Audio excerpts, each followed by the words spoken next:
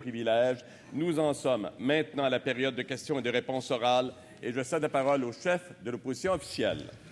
Monsieur le Président, la pénurie de main-d'œuvre, c'est le défi auquel font face les entreprises québécoises. Quelques 120 000 postes sont vacants. Le Québec est le champion de la pénurie de main-d'œuvre. La pression est particulièrement forte pour les petites et moyennes entreprises et leur situation est telle que des entreprises sont freinées dans leur croissance et refusent même des commandes. Certaines ferment carrément, d'autres abolissent des quarts de travail.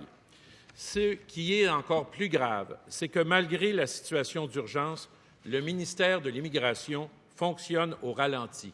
Le mois dernier, le ministère a traité 633 dossiers, alors qu'il a la capacité d'en traiter entre 1 000 et 2 000. Seulement 64 dossiers ont été acceptés. Vous nuisez à l'économie. Il y a 18 000 dossiers en attente que le gouvernement s'apprête à jeter à la poubelle. Votre position est anti-économique.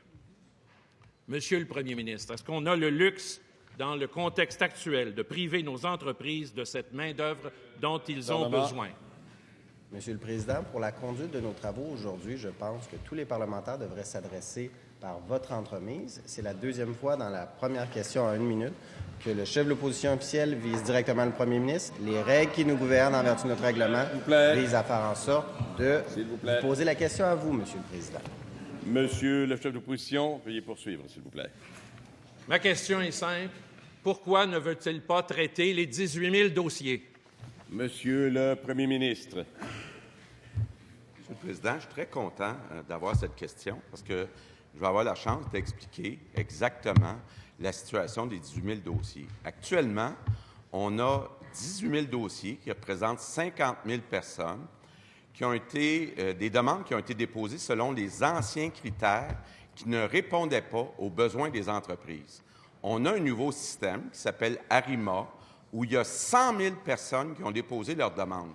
Il y a 8 associations patronales qui nous disent, s'il vous plaît, dès maintenant, passez à ARIMA, parce qu'on a besoin d'avoir des critères qui répondent concrètement aux besoins des entreprises.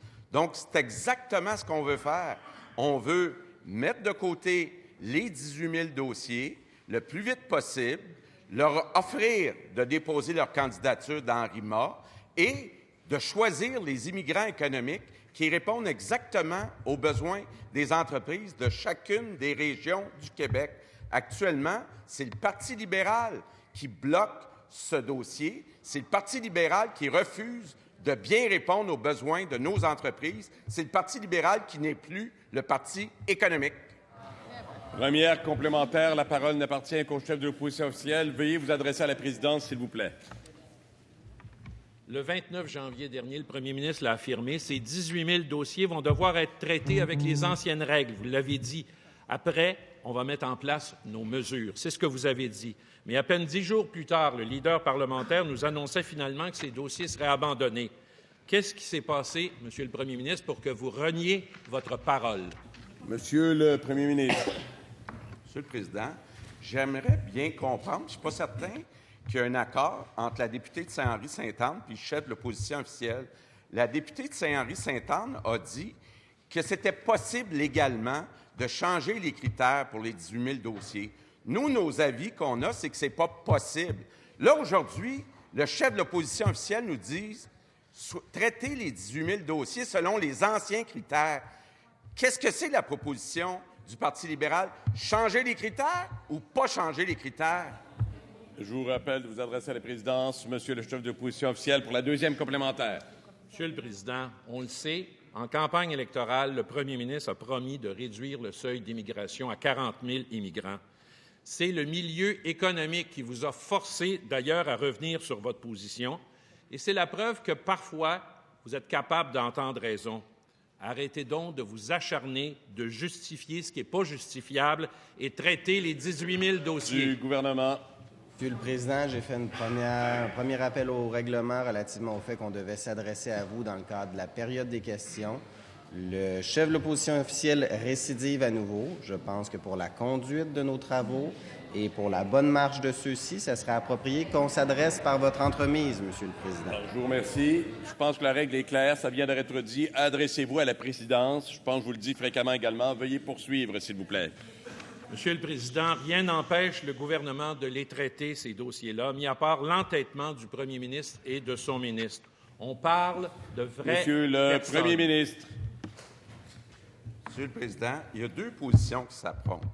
Il y a le chef de l'opposition officielle qui nous dit traiter les anciens dossiers, 50 000 personnes, donc ça veut dire l'équivalent d'1 an et demi d'immigration, selon des critères qui ne répondent pas aux besoins des entreprises. Puis il y a, de notre côté, le gouvernement qui dit non, mettons en place dès maintenant un nouveau système, ARIMA, qui répond aux besoins des entreprises. C'est ça les deux idées qui s'affrontent. Moi, j'aime mieux notre côté. Troisième complémentaire, Monsieur le chef de l'opposition officielle. Jamais les entreprises ont dit de ne pas traiter les 18 000 dossiers.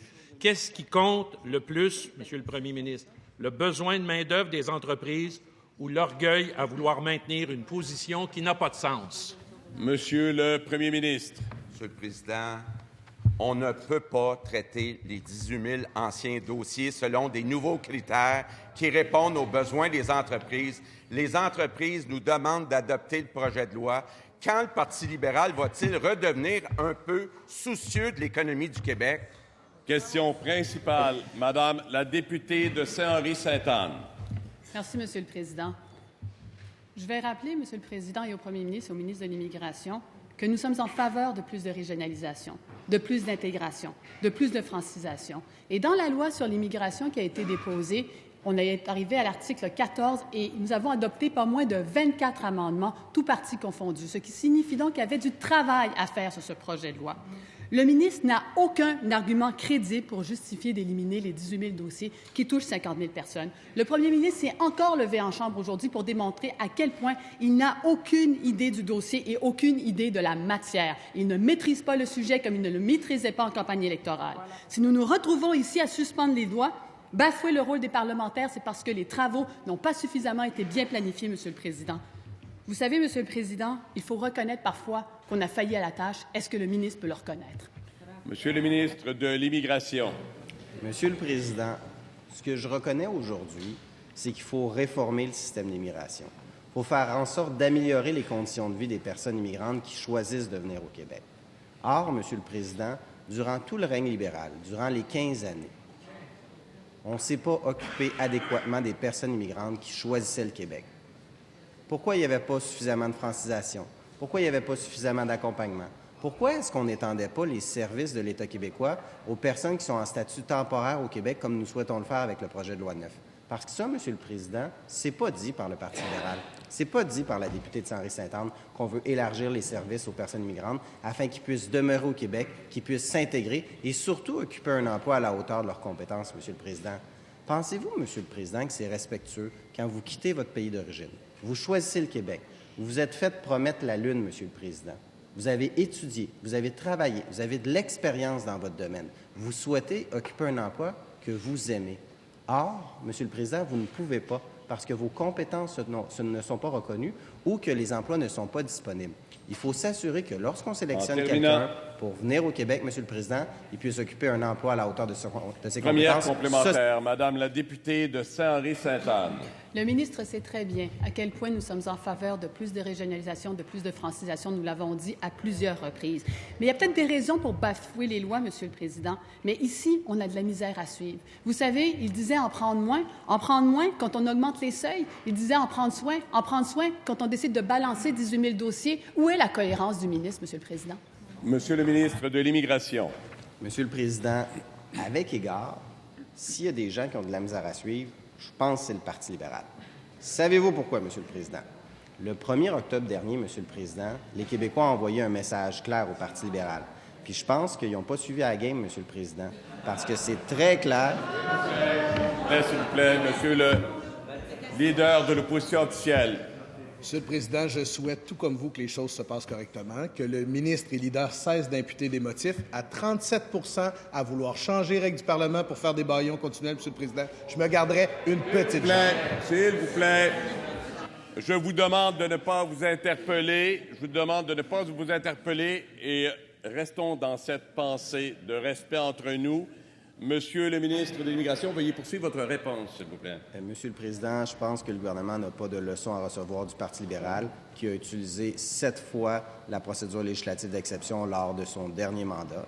Alors, Monsieur le Président, pour les personnes migrantes, ce qu'on va faire, c'est s'assurer de répondre à la pénurie de main-d'œuvre. L'ensemble des groupes économiques, Monsieur le Président, demandent au Parti libéral que le projet de loi soit adopté. S'il y a quelqu'un qui ne suit pas, Monsieur le Président, c'est bien le Parti libéral. Deuxième complémentaire, Madame la députée de Saint-Henri-Sainte-Anne. Monsieur le Président, le Québec s'est engagé à analyser l'ensemble des 18 000 dossiers. Le premier ministre lui-même, dans un moment de lucidité, a dit que l'on devrait traiter l'ensemble des 18 000 dossiers. Aujourd'hui, les députés de la CAQ vont se lever pour renier la parole du Québec et renier la parole du premier ministre, Monsieur le Président. Monsieur le Président, nous ne nous lèverons pas en cette Chambre pour dire que nous sommes fiers aujourd'hui. Nous ne ferons pas ça. Monsieur le ministre de l'Immigration. Monsieur le Président, ce que nous faisons aujourd'hui, c'est respecter les engagements que nous avons pris devant les Québécois. Monsieur le Président, le système d'immigration ne fonctionnait pas.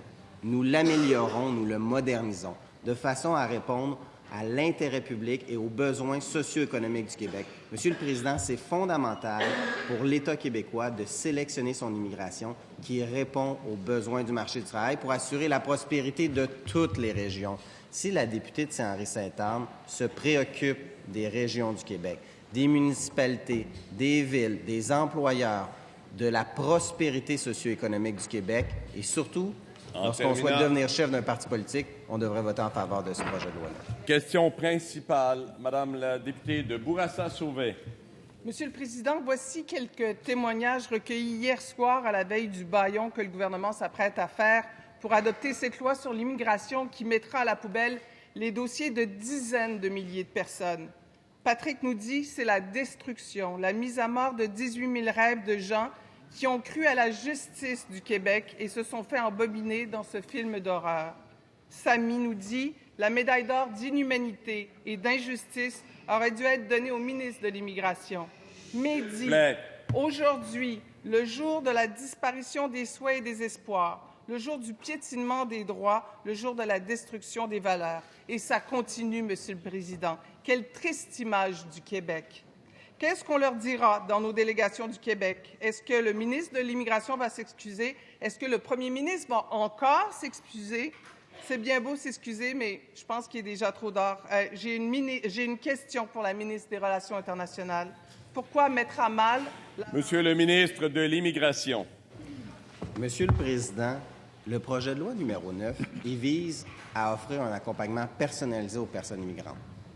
Monsieur le Président, au cours des années, on a vu au Québec qu'il y avait des difficultés avec le système d'immigration, en matière d'intégration, en matière de francisation. La vérificatrice générale a d'ailleurs déposé un rapport en 2017 sur la gestion minimalement que l'on pourrait qualifier de laborieuse du gouvernement libéral. Dans ce rapport, Monsieur le Président, ce qu'on dit, c'est qu'il faut assurer un suivi, il faut assurer davantage de francisation, il faut faire en sorte, Monsieur le Président, de mieux accompagner les personnes immigrantes. Nous, ce qu'on va offrir, c'est un service clé en main, Monsieur le Président, dès l'étranger pour s'assurer que la venue des personnes migrantes soit conforme à leurs aspirations. Moi, Monsieur le Président, comme ministre de l'Immigration, je ne suis pas fier de savoir que 59 % des gens sont dans un emploi pour lequel ils sont surqualifiés, que le taux de chômage est plus du double chez les personnes migrantes. S'il vous plaît. Monsieur le Président, je réfère les collègues du Parti libéral aux chiffres de l'Institut statistique du Québec. Plus du double, Monsieur le Président, des personnes immigrantes au niveau du taux de chômage. C'est pas respectueux comme accueil, Monsieur le Président. Première complémentaire, la parole n'appartient qu'à la députée de Bourassa-Sauvé. J'appelle la ministre des Relations internationales à répondre. Depuis le début du projet de loi, Le Monde, Le Figaro, le New York Times, le Washington Post, les Échos de Bruxelles, L'Orient, Le Jour, pour ne nommer que ceux-là, ont raconté comment le Québec passera à la déchiqueteuse 18 000 dossiers. En ce week-end de double bâillon, la presse internationale nous regarde encore. Monsieur le Président, je demande à la ministre des Relations internationales quelle image son gouvernement est en train d'envoyer au monde entier. Est-elle d'accord avec ce que fait son gouvernement? Monsieur le ministre de l'Immigration, s'il vous plaît, la parole n'appartient qu'au ministre en réponse. S'il vous plaît. Monsieur le Président, vous savez qui nous regarde ce week-end? Les Québécois et les Québécoises nous regardent ce week-end, Monsieur le Président. Nous, Monsieur le Président, on travaille pour les Québécois et les Québécoises. On travaille pour la prospérité socio-économique du Québec. Peut-être que le Parti libéral travaille pour d'autres personnes. Nous, Monsieur le Président, on se réfère au jugement des Québécois et des Québécoises. À tous les matins, lorsqu'on vient à l'Assemblée nationale du Québec, on vise à faire avancer le Québec.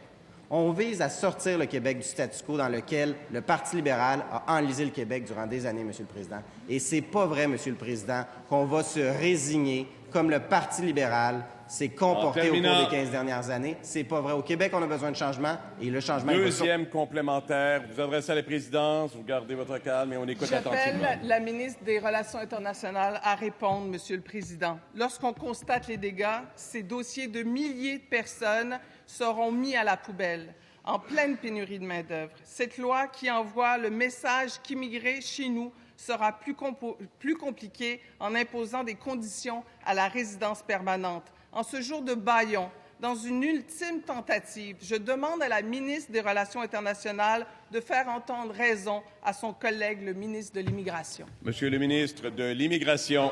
Monsieur le Président, j'aimerais savoir pourquoi la députée de Bourassa-Sauvé est contre le fait de réformer le système d'immigration et de l'améliorer, et surtout d'offrir davantage de ressources aux personnes immigrantes. Monsieur le Président, mon collègue des Finances a consacré 146 millions de dollars supplémentaires dès cette année dans le budget. Récurrent sur 5 ans, 730 millions de dollars, Monsieur le Président. Je me demande, pour le Parti libéral qui a été au pouvoir au cours des 4 dernières années, pourquoi ils n'ont pas priorisé l'immigration? Pourquoi ils n'ont pas donné les ressources au ministère de l'Immigration de façon à mieux accueillir, de mieux intégrer les personnes immigrantes, Monsieur le Président? La réputation internationale du Québec, Monsieur le Président, elle va se réaliser, se confirmer si on donne les ressources à l'État québécois pour accompagner les personnes immigrantes, Monsieur le Président, pas avec la gestion libérale de l'immigration. Question principale, Monsieur le député de Laurier-Dorion. Merci, Monsieur le Président. Les baillons d'aujourd'hui officialisent une décision arbitraire et inutile qui aurait des conséquences lourdes sur des milliers de vies humaines. 50 000 personnes seront touchées par la destruction de leur dossier d'immigration. Rappelons-nous que la Cour supérieure a donné raison aux oppositions et forcé le ministre à continuer d'étudier les 18 000 dossiers, au moins jusqu'à l'adoption de son projet de loi. Malgré cela, on sait aujourd'hui que le taux de refus des dossiers traités est anormalement élevé. D'habitude, c'est 40% des dossiers traités qui reçoivent une réponse positive. Or, en mars et en avril dernier, seulement 18% des dossiers ont été acceptés. En mai dernier, 10%, 1 sur 10 qui étaient acceptés, Monsieur le Président. Qui a demandé de resserrer les critères pour faire chuter les taux d'acceptation? Est-ce que c'est le ministre de l'Immigration? Monsieur le ministre de l'Immigration.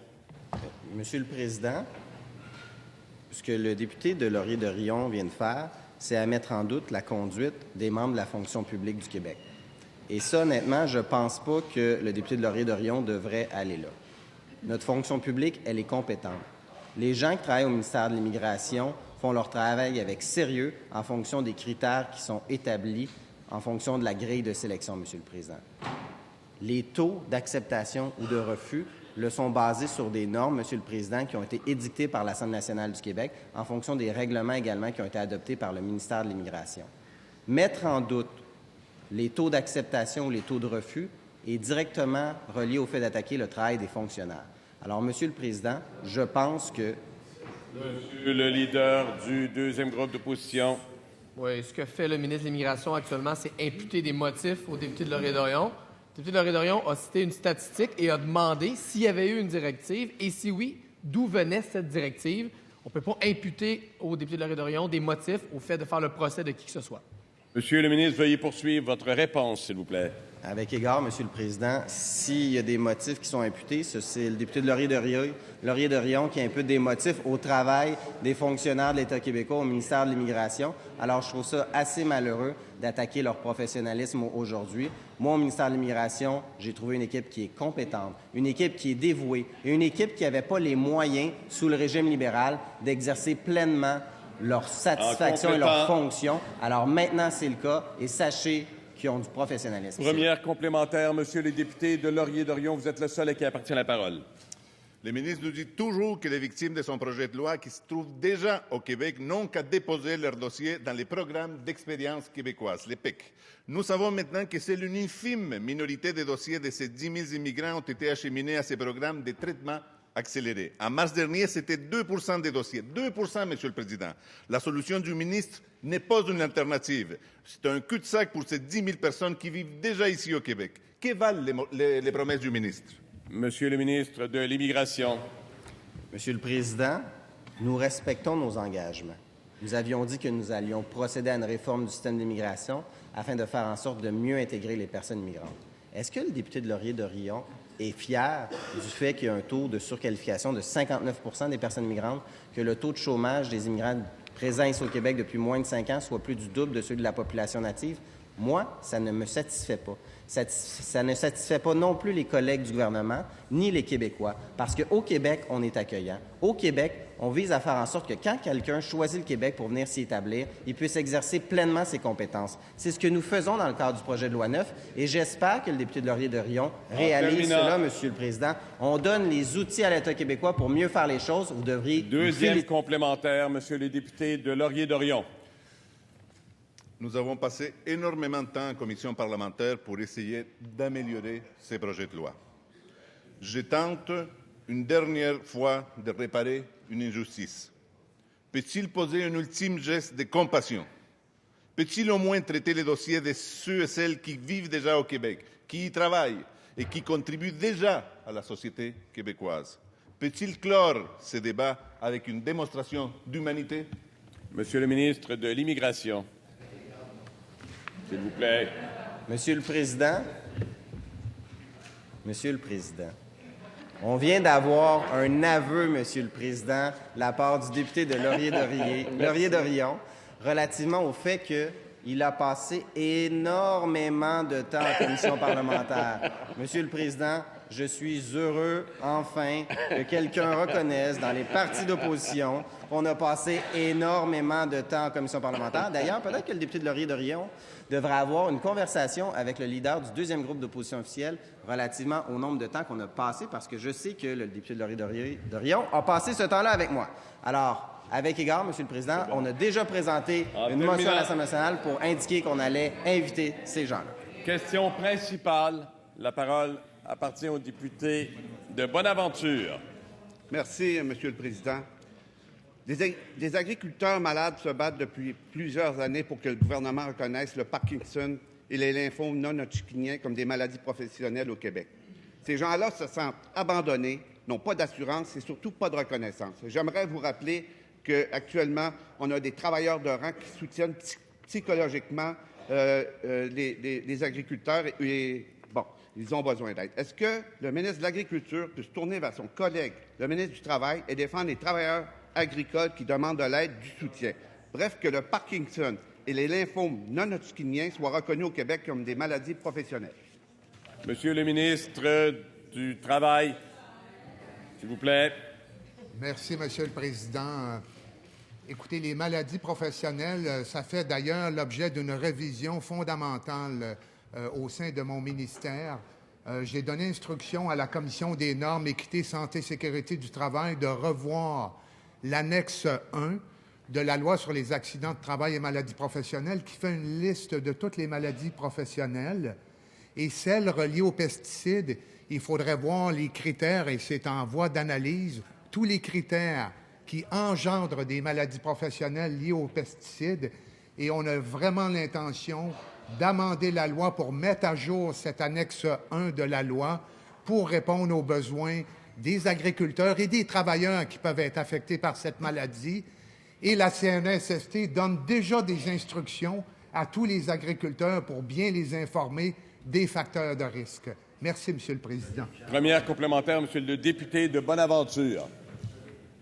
Écoutez, Monsieur le Président, moi, si j'étais le ministre de l'Agriculture, je ne serais pas gêné de défendre les travailleurs de l'agriculture auprès de mon collègue, de son collègue, le ministre du Travail, surtout qu'on sait qu'à la CNESST, il y a des surplus importants et qu'il n'y a pas eu de mise à jour depuis 1985. Donc, Monsieur le Président, est-ce que le ministre de l'Agriculture va prendre ses responsabilités et défendre les travailleurs du secteur agricole qui ont contracté des maladies qui devraient être reconnues comme professionnelles? Monsieur le ministre du Travail. Merci, Monsieur le Président.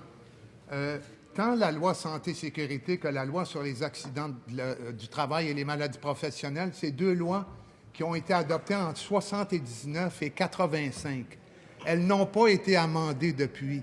La réforme du régime de santé et sécurité du travail s'impose. C'est vraiment essentiel et c'est à l'avantage autant des employeurs que des travailleurs. Et nous y travaillons et j'ai vraiment l'intention de déposer un projet de réforme qui est compréhensif, qui est global et qui tient compte de toutes les maladies professionnelles qui se sont développées depuis cette époque-là. Merci, Monsieur le Président. Deuxième complémentaire, Monsieur le député de Bonaventure. Merci, Monsieur le Président. Écoutez, moi, j'ai posé la question au ministre de l'Agriculture pour qu'il se lève et qu'il défende des travailleurs agricoles au Québec qui vivent des pressions extraordinaires, des maladies professionnelles qui ne sont pas reconnues. Donc, je crois qu'il est de sa responsabilité de défendre les travailleurs agricoles et de donner un signal clair comme quoi il est là pour les appuyer. Monsieur le ministre de l'Agriculture, votre attention, tout le monde. Merci. Monsieur le Président, je remercie mon collègue député de Bonaventure de sa question. Écoutez, je suis très sensible à toute la question de la santé des agriculteurs, la santé physique des agriculteurs, la santé mentale de nos agriculteurs. Et puis, je suis en communication avec mon collègue ministre du Travail. Toute la question de l'annexe 1, la revision de la loi sur les indemnisations au niveau des maladies professionnelles. Et puis, je peux assurer mon collègue que je suis en communication avec le ministre et puis que tout ce qui peut être fait pour venir en soutien de nos agriculteurs, notre gouvernement va le faire, Monsieur le député. Question principale, Monsieur le député de Robert Baldwin. Merci, Monsieur le Président. Bonjour. Alors, le projet de loi 9 devait avoir pour but, notamment, la prospérité économique du Québec. C'est tout le contraire. Ce projet de loi est tout simplement anti-économique. L'incertitude qu'il crée aura un impact négatif sur la croissance économique, et ce, au pire moment du cycle économique. Cette semaine, la Banque RBC prédit que nous passerons du 2e rang au Canada en termes de croissance économique en 2018 au 7e rang en 2020.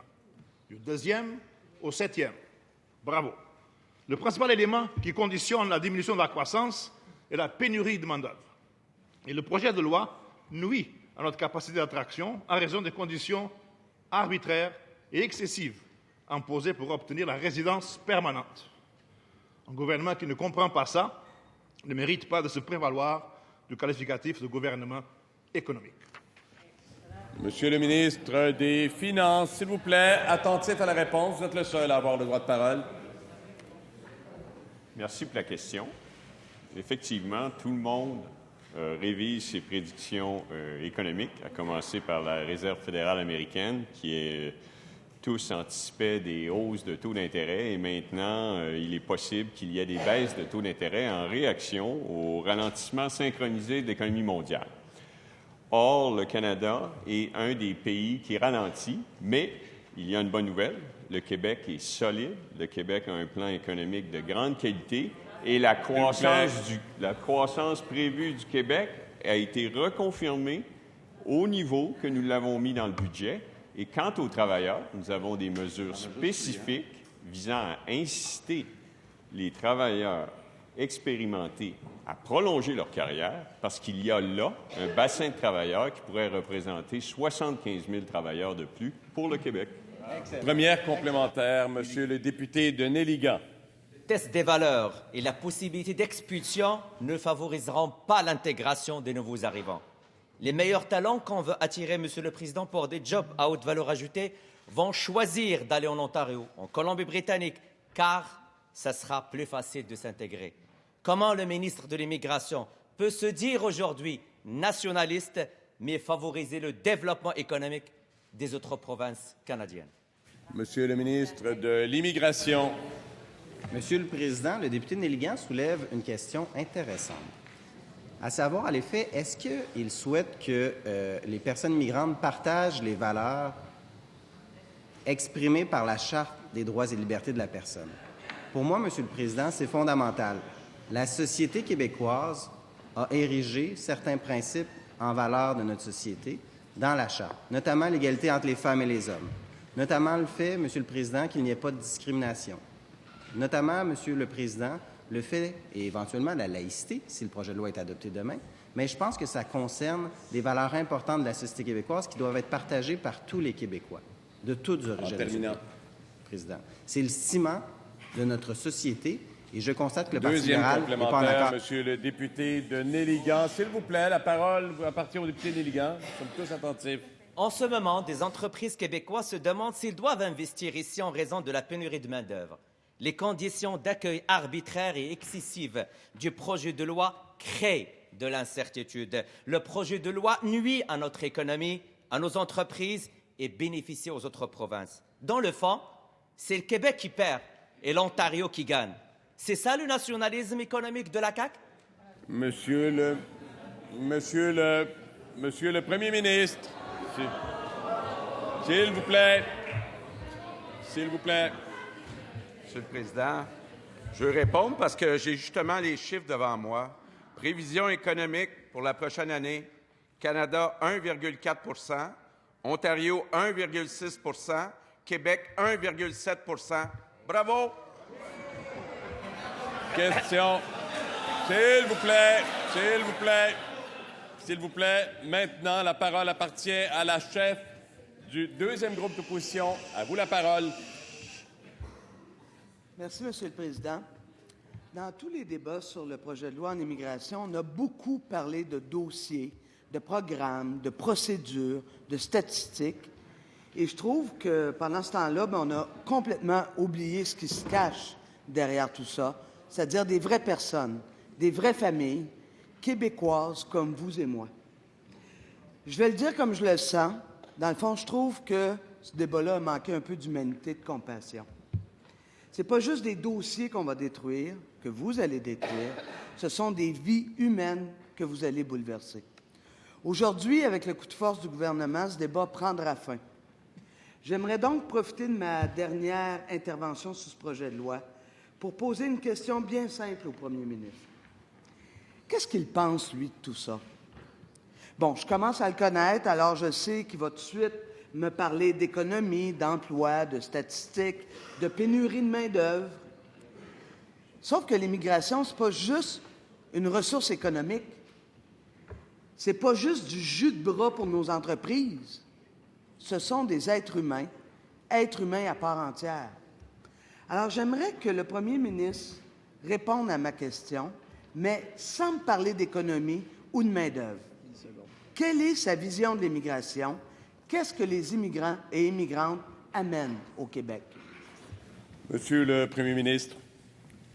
Monsieur le Président, actuellement, il y a 50 000 demandes qui ont été déposées, 50 000 personnes qui ont fait des demandes selon l'ancien système d'immigration. Il y a 100 000 personnes qui ont fait des demandes en vertu du nouveau programme ARIMA. Des vrais êtres humains, des vraies personnes. Nous, ce qu'on dit aux 50 000 personnes qui ont appliqué selon les anciens critères, c'est déposer votre dossier dans ARIMA. Puis nous, ce qu'on veut, c'est que les personnes qui viennent vivre au Québec se trouvent un emploi à la hauteur de leur qualification.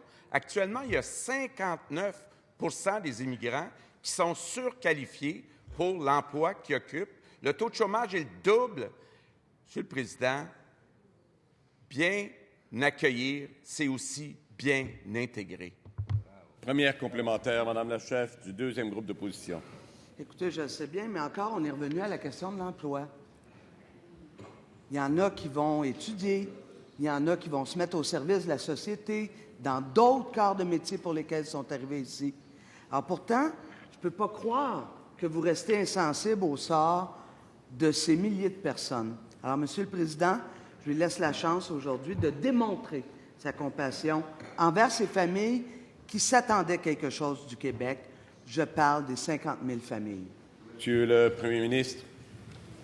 Monsieur le Président, quand une personne arrive au Québec, pour moi, il y a 3 choses qui sont importantes. Apprendre le français, respecter les valeurs québécoises, puis avoir un emploi. C'est comme ça qu'on intègre les personnes. C'est comme ça qu'on va traiter les 100 000 dossiers dans ARIMA. Et, Monsieur le Président, je ne pense pas qu'on ait de leçons à recevoir de la chef du deuxième groupe d'opposition. Deuxième complémentaire, Madame la chef du deuxième groupe d'opposition. Monsieur le Président, super triste qu'on soit rendu là. En fait, il y a quelques minutes, le député de Laurier-Dorion demandait un ultime geste d'humanité au ministre de l'Immigration. Il a frappé un mur. Alors, je me tourne une dernière fois vers le premier ministre. Je l'implore. Élevez-vous au-dessus de tout ça, là, et posez un geste de compassion. Est-ce que le premier ministre peut ne pas abandonner les 10 000 personnes qui vivent déjà au Québec? Monsieur le premier ministre. Monsieur le Président, ça fait longtemps que le ministre de l'Immigration a dit que les dossiers des personnes qui sont déjà au Québec vont être traités en priorité. Actuellement, ce n'est pas ce que nous demande le Parti libéral. Le Parti libéral nous demande les 50 000 dossiers des traités premier arrivé, premier servi. On pense que ce n'est pas une bonne idée. Puis oui, on devrait prioriser ceux qui sont déjà au Québec. C'est ce qu'on va faire. Député de Maurice Richard. Je vous remercie, Monsieur le Président. Hier, le ministre de l'Agriculture a encore une fois de plus abdiqué ses responsabilités ministérielles. Il nous a répété, il vous a répété, Monsieur le Président, qu'il n'était pas là dans l'affaire Louis Robert. Pour la petite histoire, Monsieur le Président, le ministre est rentré en poste en octobre 2018. Le 24 janvier 2019, Louis Robert a été congédié. Le ministre en place, c'était lui, Monsieur le Président. Le 30 janvier, le ministre s'est fièrement vanté que c'était sa décision, à lui, tout seul, comme un grand. Il était là, Monsieur le Président, personne d'autre. Qu'il cesse de le nier. Le ministre est incapable d'assumer ses responsabilités. Son test de leadership, c'est un échec. Son test de crédibilité, c'est un échec. Qui va lui faire confiance, Monsieur le Président? Louis Robert? Ses fonctionnaires?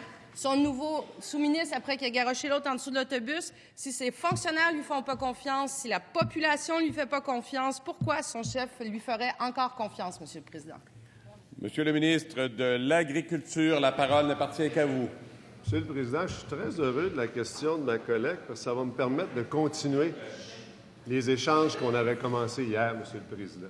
Vous savez, quand un gouvernement adopte une loi, quand un gouvernement met en place une nouvelle loi, surtout une loi qui risque d'avoir un impact très, très important sur des individus et que par cette loi-là, il impose à certains de ses employés au sein de dizaines de ministères et de centaines d'organismes des responsabilités, il doit s'assurer de leur fournir les outils et les encadrer pour qu'ils puissent bien interpréter et appliquer les dispositions de la loi qu'il a votée.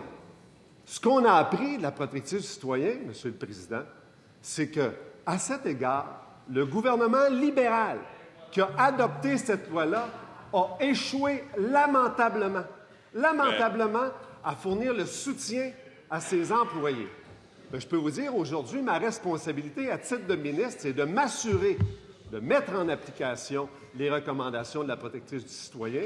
C'est ce que je vais certainement faire, Monsieur le Président. Merci. En termes première complémentaire, Madame la députée de Maurice Richard. Monsieur le Président, le ministre de l'Agriculture a tout fait pour se protéger, lui. Il n'a rien fait pour protéger son sous-ministre. Il lui a demandé de prendre le blanc, mais il n'a rien fait pour protéger Louis Robert. Il l'a congédié. Mais pour se protéger, là, oui, il a travaillé fort, Monsieur le Président. Il a même écrit à la protectrice du citoyen pour lui demander de le blanchir. Le premier ministre devrait peut-être s'en inspirer, Monsieur le Président, et protéger sa propre réputation en congédiant son ministre. Monsieur le ministre de l'Agriculture. Vous savez, Monsieur le Président, ce qu'on s'applique à faire depuis notre entrée en poste, c'est de réparer le gâchis libéral des 15 dernières années. Ils nous ont laissé des écoles en ruine. Ils nous ont laissé un système de santé brisé. Ils nous ont laissé le plus haut taux de décrochage chez les jeunes. Ils nous ont laissé des familles avec le revenu disponible le plus bas au Canada. En 2003, on récoltait 43 de la population canadienne. En 2019, c'est 62 Monsieur le Président. Ça, c'est l'échec, le dégât du Parti libéral qui est au pouvoir 21 des 33 dernières années au Québec. Puis les Québécois nous ont donné le mandat, le 1er octobre dernier, de réparer ce gâchis. C'est ce qu'on s'applique à faire à tous les jours, Monsieur le Président. Hey, s'il vous plaît, je vais vous demander de garder votre calme. Je vous demande... Est-ce que je suis le seul à entendre du bruit dérangeant? Alors, je vous demande de rester attentif et aux questions et aux réponses. Alors, s'il vous plaît, vous vous calmez. Madame la députée de Maurice Richard. Non, mais sérieux. Monsieur le Président, qu'est-ce qu'elle a dit, la protectrice du citoyen, dans son rapport? Elle a blanchi Louis Robert, que le ministre a congédié. Elle a blanchi le sous-ministre, que le ministre a blâmé, mais malgré ses demandes, la protectrice du citoyen refuse de blanchir le ministre qui, lui, est encore là ce matin. Ça se peut-tu, Monsieur le Président, que ce soit parce qu'il n'est pas blanchissable?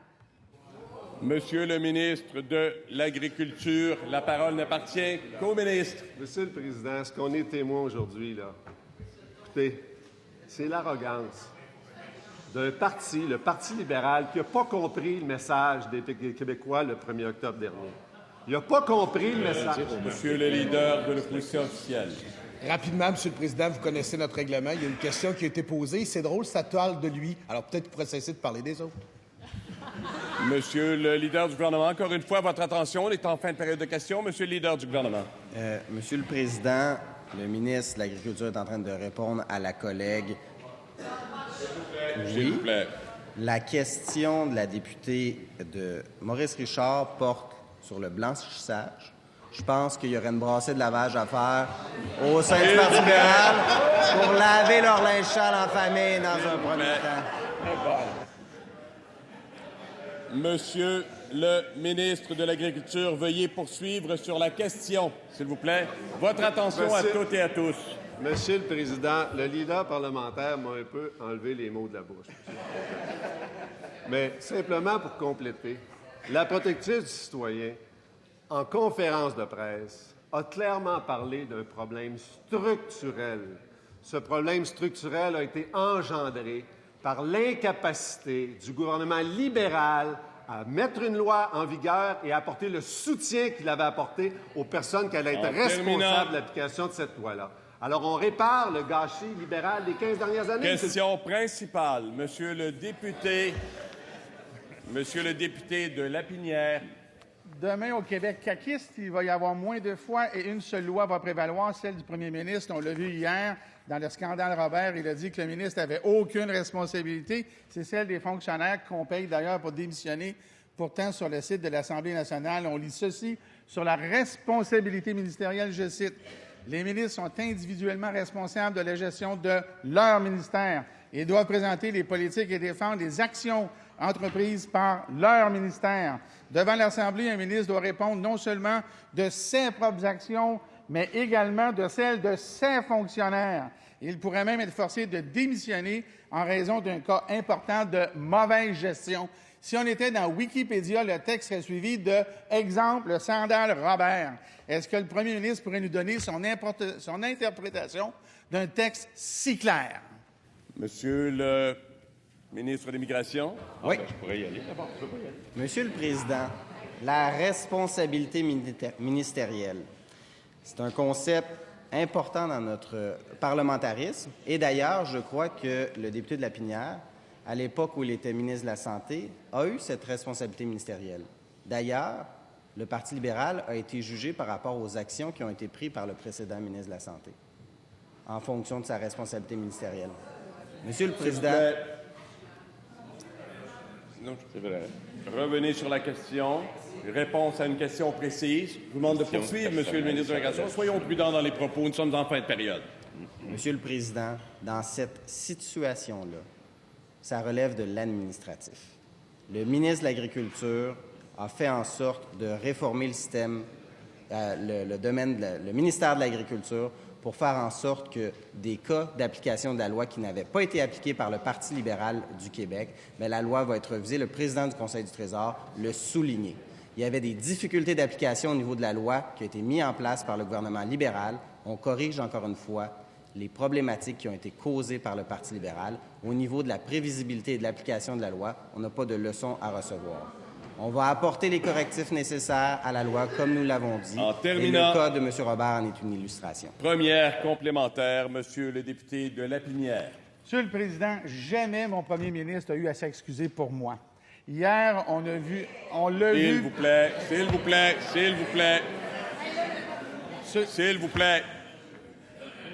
S'il vous plaît. Évitez de vous interpeller. La parole n'appartient qu'au député de Lapinière. Poursuivez votre question. Soyez attentifs. Hier, Monsieur le Président, on a vu le ministre présenter des excuses. C'était gênant. Il aurait dû les présenter bien avant, il y a des mois. Monsieur le Président, ce matin, le ministre a reçu un gênant E dans son bulletin. Il devrait tout simplement démissionner. Est-ce que le premier ministre comprend que E, c'est pour échec. E, c'est pour exit.